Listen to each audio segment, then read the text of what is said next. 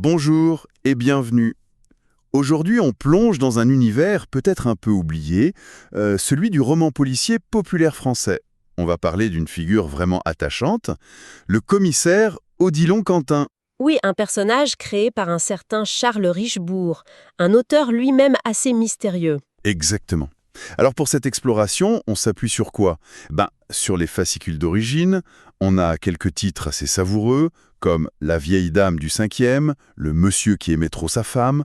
Des titres très évocateurs de l'époque. Voilà.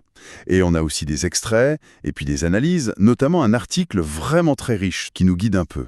Une base solide pour comprendre non seulement les histoires, mais aussi tout le contexte autour. Le but, c'est de comprendre ce qui fait la spécificité de cette série.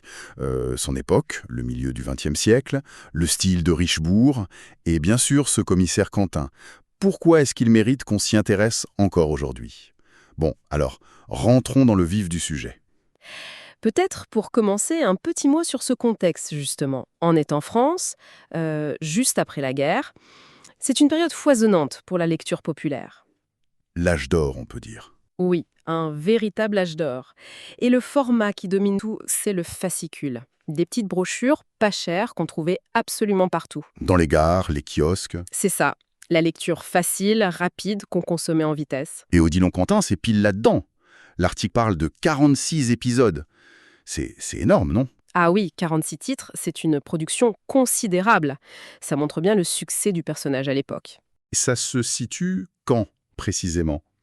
Principalement dans les années 1950, D'accord. par les éditions Ferrancy, un nom très important dans les éditions populaires de l'époque. Ferenczi. Ça me dit quelque chose, oui. Il publiait énormément de collections, non? Exactement, des collections à bas prix avec une diffusion massive. Et ce format fascicule, alors, c'est quoi concrètement? Pas des gros livres, j'imagine? Ah non, pas du tout. La plupart des aventures d'Odilon Quentin, celles qui ont fait le gros du succès, c'était dans la collection Mon roman policier. Ok. Et là, on parle de fascicules, vraiment très courts, 32 pages. Seulement 32 pages pour une enquête complète. Oui, 32 pages. C'était fait pour être lu très vite, une petite heure quoi. Le temps d'un trajet, d'une pause café, Fallait être efficace? très efficace. D'accord. Et tous les épisodes faisaient 32 pages. Presque tous. Il en aurait eu 4 apparemment un peu plus longs, autour de 64 pages, dans une autre collection, Police et Mystère. Ah, quand même. Mais le cœur de la série, vraiment, c'est ce format ultra court de 32 pages. Une lecture rapide, pas chère, presque jetable en fait. C'est fou, ce modèle. Et l'auteur derrière tout ça, alors? Charles Richebourg. Qui c'était? Ah, Bah, là on touche au point le plus fascinant peut-être. c'est-à-dire, on ne sait quasiment rien de lui. Charles Richebourg, c'est un pseudonyme. Mystère total. Personne ne sait qui se cachait derrière ce nom. Non. Il y a des hypothèses, bien sûr, chez les spécialistes. On pense qu'il a pu utiliser d'autres pseudos pour d'autres séries, mais rien de sûr. Son vrai nom, sa vie, inconnu. Pour un auteur qui a autant écrit sur ce personnage, c'est assez incroyable. Ça ajoute une couche de mystère à l'œuvre elle-même. On cherche l'auteur en même temps que Quentin cherche le coupable. C'est un peu ça, oui. Mais ce qui est encore plus surprenant, c'est que malgré ce format très court, 32 pages, et cet anonymat, l'écriture, elle est de qualité. C'est ce qui ressort des extraits. C'est quoi la patte Richebourg? C'est vrai, et c'est sans doute ce qui fait qu'on en parle encore. Pour ce qu'on appelait un peu vite de la littérature de gare, la plume est étonnamment riche, bien maîtrisée. Riche, comment ça? Il y a une grande concision, forcément, vu le format, mais ce n'est jamais sec, jamais plat. Il arrive à créer une atmosphère, à camper un personnage, à suggérer une ambiance en très peu de mots. On le sent dans les extraits, il a le sens du détail juste, du mot qui fait mouche. L'analyse parle de son art des incises. C'est quoi ça? Ah oui, les incises. C'est cette façon d'insérer des petites phrases, des commentaires, des précisions au milieu d'une phrase plus longue, sans alourdir, hein. D'accord. Ça permet d'ajouter une nuance, un petit détail psychologique, une touche de description qui donne de la profondeur. Ce n'est pas juste action-réaction, il y a un vrai travail sur la langue, même si c'est discret. Donc, concis, mais c'est assez bluffant sur 32 pages. Tout à fait. Et il faut imaginer ça sur 46 épisodes. Maintenir cette qualité, cette maîtrise dans un cadre aussi populaire et contraint, c'est un vrai exploit. Ça montre un grand métier d'écrivain. C'est clair. On trouve des pépites là où on s'y attend le moins. Exactement. C'est la preuve que cette littérature populaire n'était pas forcément au rabais. Et là où ça devient vraiment intéressant aussi, c'est qu'il n'est pas juste bon écrivain, il maîtrise aussi parfaitement les codes du policier et surtout les contraintes de ce format très court. Il sait raconter une histoire en si peu de temps. Oui, il y a une vraie science du récit. C'est très net. Malgré le peu de pages, il ne bâcle pas le début, par exemple. Ah non. Non, et on le voit dans certains extraits, comme La vieille dame du 5e. Souvent, il prend le temps d'un premier chapitre, même court, pour poser le décor, présenter la victime, l'ambiance, avant même que Quentin n'arrive. Ah, c'est malin ça. Ça crée l'attente, ça installe le mystère. Voilà, ça permet de faire monter la tension, de semer quelques pistes peut-être. Il gère son récit de façon très très efficace. Il sait où il va, même en 10 ou 15 000 mots. Il dose bien l'info, les rebondissements. Une vraie mécanique bien huilée. Adapté au support fascicule. Alors, le commissaire Odilon Quentin, comment il est décrit? Pas le genre détective élégant et ténébreux, j'imagine, hein. Ah mais alors pas du tout, on est à l'opposé. Une des descriptions qui revient, c'est qu'il ressemble à un marchand de bestiaux. Un marchand de bestiaux. C'est une image, ça, hein. Oui, une image forte. On l'imagine massif, peut-être un peu rondouillard, pas très soigné de sa personne. Plutôt bourru, direct. Voilà. Pas du tout le policier lisse, le séducteur qu'on voit parfois. Il détonne. Mais c'est peut-être ça, sa force, cette apparence inattendue. Exactement. C'est même un de ses principaux atouts. Justement parce qu'il ne ressemble pas à l'idée qu'on se fait d'un commissaire de la PJ, eh ben on le sous-estime. Les suspects, les témoins. Oui, il ne se méfie pas forcément de ce type un peu brut de décoffrage. Et lui, il en joue.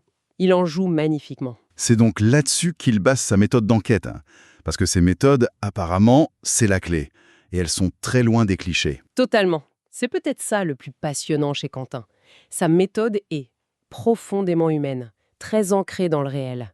Faut oublier l'interrogatoire sous la lampe, hein. Pas de bureau sinistre, de pression psychologique. Non, au début en tout cas pas d'interrogatoire formel, pas de convocation intimidante au quai des Orfèvres.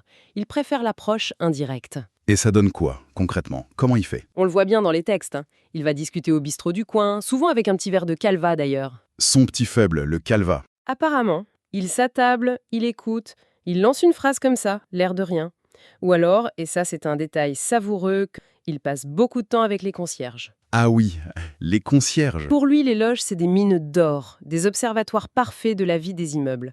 Il papote, il prend la température. Il mise sur la conversation anodine, le bruit de fond. C'est ça. L'analyse dit qu'il adapte son langage, qu'il se met au niveau des gens. Et surtout, point très important, il ne prend presque jamais de notes pendant ses conversations, Pour ne pas effrayer. pour que les gens parlent librement. Exactement. Pour qu'ils se sentent en confiance, comme s'ils parlaient à un voisin curieux, pas aux flics qui enquêtent. Il laisse venir, il tourne autour, s'intéresse à des détails sans importance apparente. Et hop, il attrape l'info cruciale. C'est toute une technique, derrière l'apparence un peu fruste. Une vraie finesse, oui.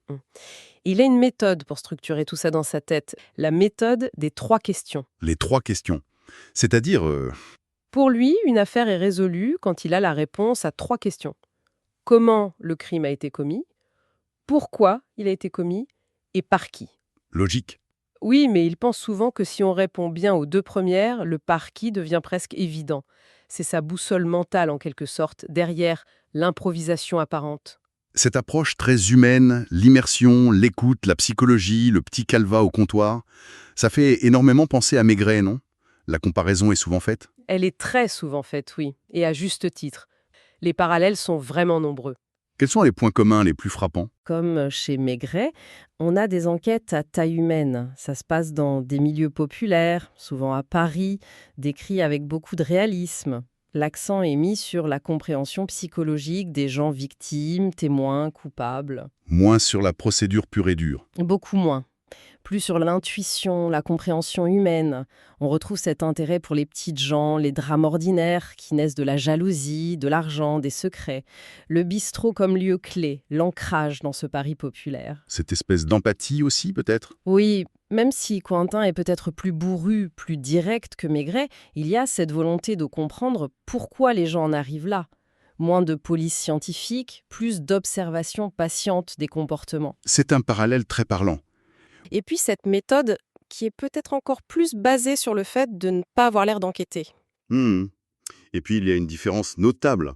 Maigret est souvent assez seul dans sa réflexion, alors que Quentin, lui, travaille en équipe. Il n'est pas solitaire, il a des adjoints. Oui, il a une équipe fidèle.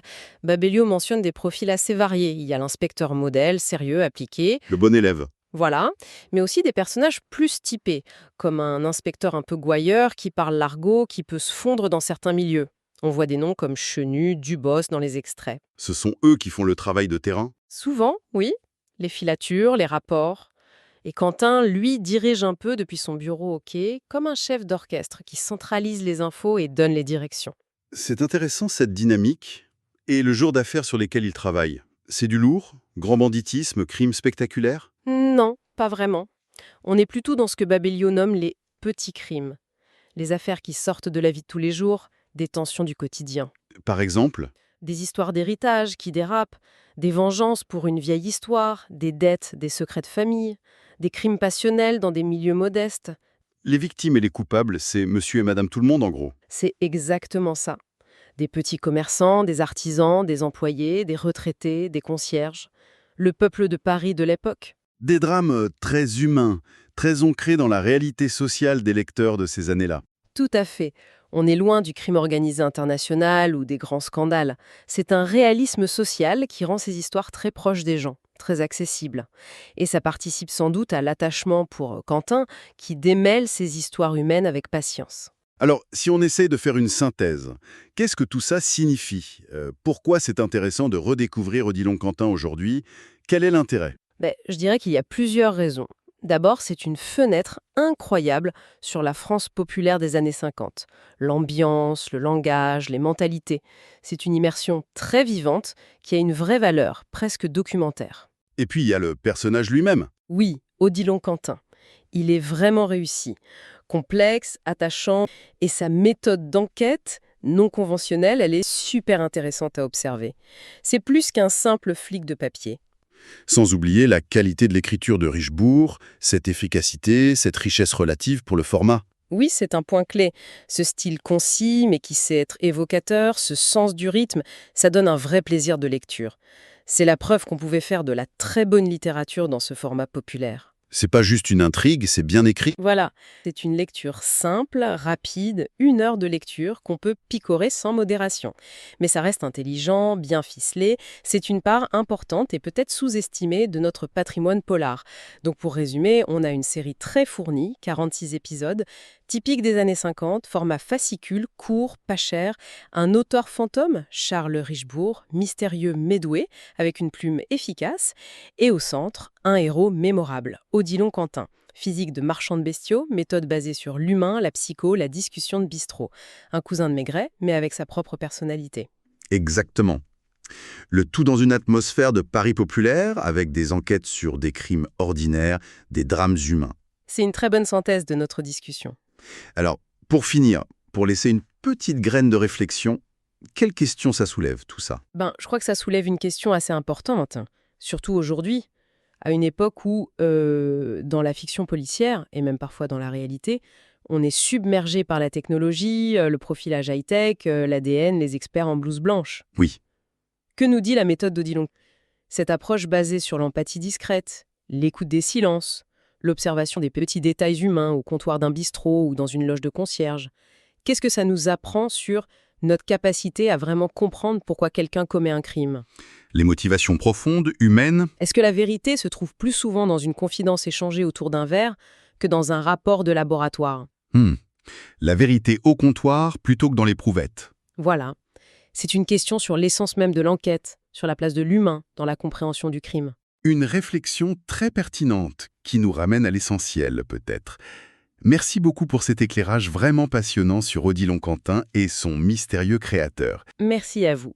C'était un plaisir de replonger dans cet univers. Et à très bientôt pour une nouvelle exploration.